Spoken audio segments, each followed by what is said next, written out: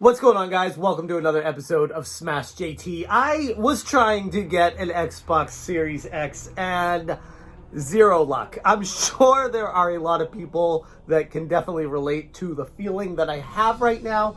I made a video yesterday talking about how I was like, I don't know if I even want to get an Xbox Series X. I already have a super powerful computer. But the more I was thinking about it, it's like, you know what? It would be nice to have a dedicated console underneath my TV to play these games. And let's face it, I'm gonna get one eventually to play Halo, so I might as well just get it up front, assuming it doesn't break. By the time Halo comes out in 5 years, I'll be able to play it on that console. As of right now, though, this pre-order situation is worse than the PlayStation 5. JT. The page is loading. Like, I don't know if you can see it, but the little circle is just spinning right now. I logged on to the Microsoft Store right at 8 a.m. Pacific Standard Time when it went live, and I got an error 403 forbidden or whatever when I tried to click on purchase.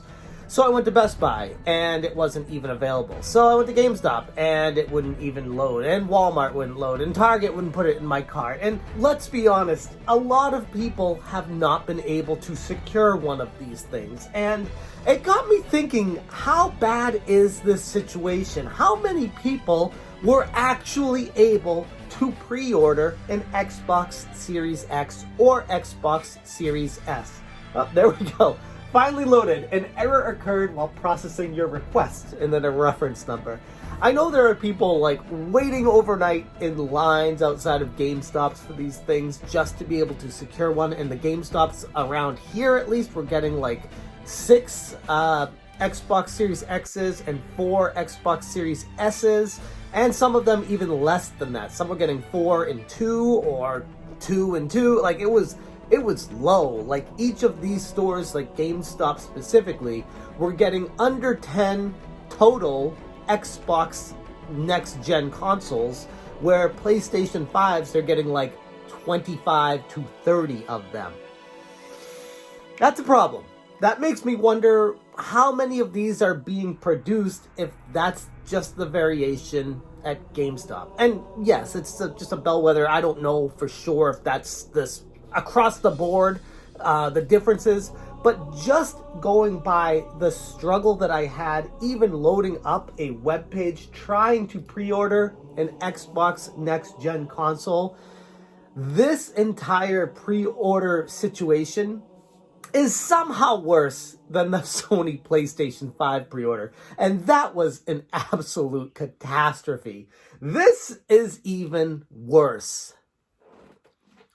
I saw a lot of people online throwing around the idea that there should be some sort of token system that people who already own an Xbox One can pre-order the Xbox Series X through their console so that it would cut down on scalpers, which is a fantastic idea if each console only allowed you to pre-order one of them.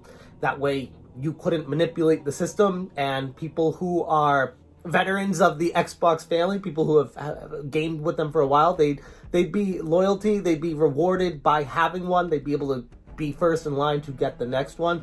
Fantastic idea. No, nothing. Like, Sony didn't do anything like that, Microsoft's not doing anything like that, and ultimately, it just makes me wonder why we find ourselves in the year 2020 now, still running into what amounts to an absolute catastrophe when it comes to pre-ordering something that they know there's going to be super high demand for. Most of the people that are trying to pre-order these, from what I've seen, are scalpers. Most of them want to buy one just to resell it because they know it's easy money. You buy one of these for $500 plus tax if you live in a state with tax, and then you resell it for $900, $1,000. I mean, you pretty much almost double your money instantly just by getting one of these on day one. And that is where these big companies, Microsoft and Sony, even Nintendo, even to an extent, with the pandemic and the Switch that was selling for like $600. Not even gonna get into that one, but these companies aren't doing anything much to fight back against scalpers. They're just putting their system for sale and saying, hey, whatever, if people buy it, they buy it. Because either way, they make their money. They don't care if scalpers are buying it or not, because at the end of the day, they're selling them. Who cares? From a business perspective, it makes sense. But, I mean, from a customer relations standpoint, it's atrocious. It's terrible. It's not caring about the end user that is going to be loyal to you in the long run. And you're already getting off to a bad start, a piss poor start, with people that are frustrated that they can't get through to buy the console that they want to pay their money for. So otherwise, they're going to have to go to a secondhand reseller, eBay, Amazon resellers, or even Craigslist, and buy one of these in the secondhand market for $800 to $1,000, and be pissed off that they had to double their entry fee for something that could have been resolved up front if Microsoft and Sony did anything to attempt to relieve these issues. Now, people might hear all this and be like, oh, well, if they really want it that bad, they can go wait in line at a GameStop overnight. I guess. I mean, they could. That's an available option to some people, but a lot of people don't have that option. I mean, I have a family. I can't just I have a full-time job, a family. I have a life. Like, I can't just go to GameStop and just wait all night there and just take my life off. Like, I can't do that. I would love to be able to get one of these, being a loyal gamer and a customer of Microsoft for years.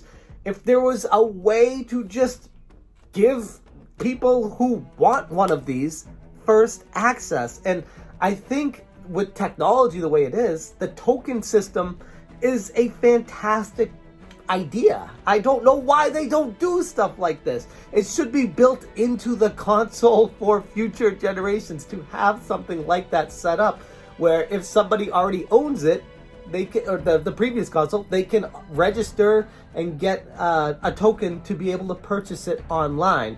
And specifically, they'd have to have their address line up with their address that they're sending it to, and everything would have to match up so that they're not reselling these tokens to secondhand. Because that's every time that something is created, there's always a way to circumvent it for other people to make money. I get that, but at least make strides against it. I see scalpers online with like companies of scalpers that I talked about in one of my other videos that made $150,000 just buying and reselling PlayStation 5s that aren't even out yet. It's crazy. It's absolutely crazy. And that stuff still happens and shouldn't be. And I know we all look back to like the NES Classic and stuff, when we saw those Craigslist ads where there were just stacks of NES Classics, and people were paying like $300 for those things, and you could buy them for $60 new if you could find out where they were selling them. But that was the problem. Some people were just going to stores and they were just letting them buy all of them, and nothing was being done. And that's kind of what this feels like. I know these websites are saying limit one per customer, but there are ways to circumvent that with automation and setting up back-end program scripts to run to be able to order more than one of these, send them to multiple address, things like that. So I feel like ultimately Microsoft, especially, this is a travesty, needs to do better. Sony needs to do better. Sony did say, they admitted to their mistakes and how it was a cluster mess on the launch day of the pre-orders, I should say. And they said there will be more before it actually launches for the actual console. So sorry about that, and more are coming. I don't know what Microsoft's going to do here. Hopefully, they do the same thing. They apologize and say more will be available for pre-order before launch, because right now, this is an absolute mess. Let me know in the comments section if you were able to secure an Xbox Series X, if it was something that you had to work for, or if you got right through. I did see a couple people on Twitter say, yeah, I just went to the Microsoft store and ordered it, and it was no problem. I was on the Microsoft store first thing. That was the one I tried out first, because I'm like, the least amount of people are going to be trying to buy it from there. And I ran into an error 403 immediately, right at 8 a.m., right when they open it up on Pacific time. So let me know if you were able to get one of these things and what your feelings are on how these companies can resolve this moving forward. That's all I got for you guys today. Thanks so much for watching. And as always, you stay smashing. How has COVID affected game availability, and how's that going to affect your marketing and your expectations around the console launch? With people, sheltering in place, work from home, we've seen incredible engagement in the gaming community over the last few months, and we're really proud of the way that gaming has been able to play such a pivotal role for people. But you're absolutely right. Games today are hundreds of people coming together to build these massive games, and it's important that we're conscious of the safety of our teams, and it does have an impact on production, and you're seeing some of that out there.